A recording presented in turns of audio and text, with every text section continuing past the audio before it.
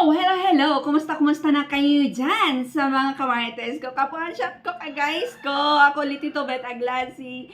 At kung bago ka pa lang dito sa aking channel na to, hindi ako magsasawang magmakaawa sa inyo. Kung bago ka pa lang dito sa aking channel na to at hindi ka ba nakasubscribe, mag-subscribe ka na po kasi libre lang po yan at pakalimbang yung bell na yan sa baba para lagi kang ma-notify kung may mga i-share ako, okay?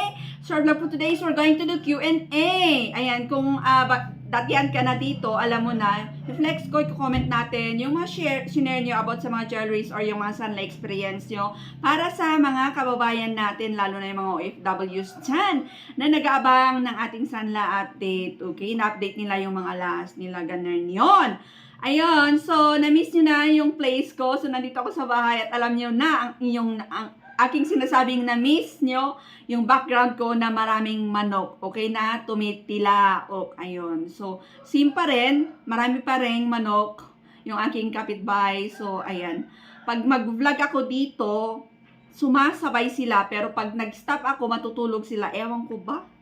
So, start na natin, okay? Para may shoutout ko kayong lahat. First is galing kay Shobe. Shoutout to you, Sir Ma'am. Flex ko dito. Ayun, sabi niya, pinasangla ko po yung 21 carats ko, 4.5, 18 carats po nasangla. Okay. Diretso yung pagbasa ko. Ano pala yun? Pinasangla ko yung 21 carats ko, 4.5 grams. At saka 18,000 pesos po nasangla. Siguro po dahil may hinang ang kwintas. 4.5, 18,000. Wait, ano natin?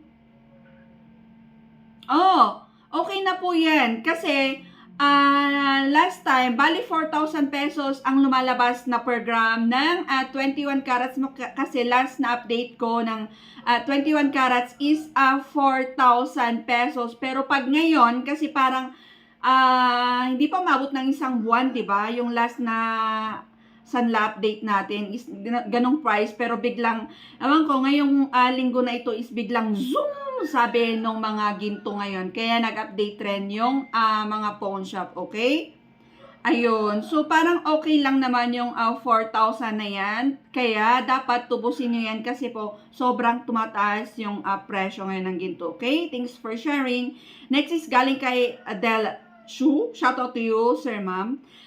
Nakaraang laki ng binaba pero tumaas na ulit nang magkaroon ng announcement si Trump ng 90 days ipopose ang sinasabing tariff.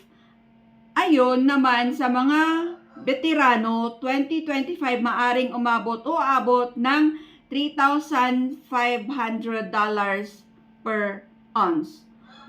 So thanks for sharing. Ayun, so ito, about Trump, about per ounce, about, okay?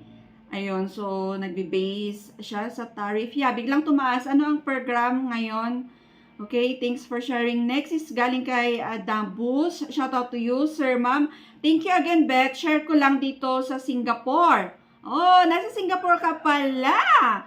Pag gusto magbenta, hindi po ng gold sa pawn shop ng 18 carats ay 94 Sing dollars, and pag mag-pawn ng 22 ay 113 at magbenta is 116 Sing dollar. Ito Singapore dollar, just in case lang may viewer ka na nasa SG. Yan ang rate kanina April 12 sa Maxi Cash. Di ko nakuha magkaano po ng 18 carats. Ang pagkakaiba ng Pinas and Singapore pawn shop is yung pawn shop ng SG, hindi lang nagpapapawn ng gold, bumibili rin sila sa customer. Yes, that's true. Ganun po sa Singapore. Unlike dito sa Philippines, ayun, na pawn shop lang sila. Parang it's up to you na lang kung tutubusin mo or hindi. Yun yung parang ibebenta mo na or doon na siya. Pero lugi ka kasi hindi po talaga yun yung price nung jewelry mo. Kasi nga po, sanlaan lang sila. Ang shinare ni Sir is sa Singapore daw, just in case may viewers tayo na kagaya ko na Sanladora, is ganon yung kalakaran sa Singapore. pwede mong ibenta, bibilhin nila, and pwede mong isanla pag, and they are selling also. Tama? Tama, sir, di ba? Ayun, ayun. Basta yun, share lang ni sir, yung sinabi ko kanina, okay? Ayun, so thanks for sharing. So, baka sa ibang bansa is meron ding ganon. Meron din naman dito sa aking place, yung mga private gold buyers. Pero mababa yung kuha nila na bumibili ng mga gold pag per gram. Mas mataas siya kung i-base mo siya sa mga presyohan ngayon ng mga jewelries talaga, ibenta mo siya online, parang magiging online gold seller ka na rin. Or pag may mga kakilala ka na mahilig sa mga lahas, ibenta mo kung magkaano yung rate din ngayon. Pero pag sinasabi ko, yung may mga pwesto-pwesto rin kasi dito na they are buying, pero mababa. Mas mababa pa sa pawn shop, okay? Ayun. Kaya hindi ako nagbebenta. Pag gusto ko talaga ng pag nagigipit talaga ako, isa pawn shop ko na lang dinadala, okay? Next is galing kay Burandoy. Shout out to you, sir, ma'am. 18 carats, 4,319 per gram dito sa amin sa Cebuana, men's ring. Yes, thanks for sharing. Yes, may nabasa talaga ako na ang per gram talaga is 4,300 pesos kay Cebuana ng 18 carats. Maybe sa akin din kasi po biglang dalawang beses sa isang buwan, biglang dalawang beses sila nagtaas. Ayun, last lang na shinare ko is 4,037 pesos. Baka yung next na update ko is aabot na rin ng 4,300. Ayan, pag hindi pa tumitigil ang pagtaas ng ginto is baka pataas na ng pataas, abutin tayo ng 6,000 or 5,000 sa katapusan ng taon na ito. Ayun, so swerte talaga yung mga nag-i-invest. Yung mga nag-i-invest ng mga alahas, okay? Yung mga bumibili pa lang ngayon, mag-start pa lang ngayon bumili, sila pa, yung of course, lugi. Pag iniisip nyo, yung pawn shop, lugi kayo. Ganon yon. Kailangan gamitin nyo yan, itago nyo for 3 years or 5 years, 5 years, saka nyo makikita yung investment nyo. For investment. Ayun, pag inisip mo, bibili ka, tapos inisip mo na mas mataas sa pawn shop, no. Erase yung mindset na yan, okay? Next is galing kay Jaya Santos. Flex ko na lang dito. Shout out to you, sir, ma'am. Ate Beth, Cebuana and Villarica Sanla update naman po. Yes, meron na po tayo ng Cebuana and Villarica is for sure mataas na rin sila kasi nagtataasan ngayon. Kasi kahit nga ML na hindi ko ina-expect na, hindi ako nag-update kasi sobrang baba, hindi ko ina-expect na sobrang taas na rin. 4,000 plus na rin ang 18 carats kay M. Loelier. May update na ako last time, okay? At saka hindi naman pwedeng araw-araw nag-update tayo, ha? Hindi naman araw-araw nag-iba yung maganda yung parang monthly, ganun, once a month, ganun, para masaya. Next, galing kay Sir Denmark. Shout out to you, sir. Hello, Madam Beth. Hello, sir. Tama po kayo, 4,000 per gram ng 18 carats sa M. Loelier. Kasi nagpa-praise ako ng bracelet ko, 18 carats, 4,000 per gram dito sa location ko sa Bacolod. Yes! Tama nga yung sinabi ni sir. Sino yun? May nagsabi sa akin na and may share ako na sarili kong video is, nangungulit siya na visit ka po sa M. Loelier. So, I did. And yes, tama nga. Same. Pero, ewan natin sa ibang location kasi may ganon. Hindi pare-pareho rin talaga. Pero yung sa akin is buti same na 4,000 ang per gram ng 18 carats kay M. Loelier. Based kasi sa experience ko, ang M. Loelier, nag-base sila sa appraisal na binibigay nila if kung may record ka na sa kanila. Pag palagi kang nagsasanla sa kanila, mataas sila magbigay. Oh, I see. So, yeah, dapat pala dalas-dalasan natin, magpa-update kay M. Loelier and then tubusin, magsanla, ganyan. And then, para pataasin. Ganun ba?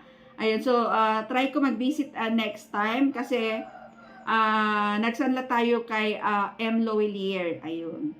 Next is galing kay Ferdy Franco. Shout out to you, sir, ma'am. As of April 10, 2025, Cebuana Sangla update, 18 carats, 4,220. Yes, kaya ako gumawa ng Q&A talaga. Kasi ang dami-dami nyo na talagang nagsishare ng Sanla update nyo na ang tataas, parang mababa dito sa aking location. Ayun, so 4,200 and then 22 carats. OMG! OMG! Sobrang taas naman ito, Sir Ferdy. 22 carats is 5,200. 5,200. Sa Palawan, naiwanan siya. Mababa sa Palawan appraisal. Ang taas, sir. Kasi yung last na update ko ng Cebuana is yung 18 carats is 4,037 pesos. And then yung 22 is 4,740.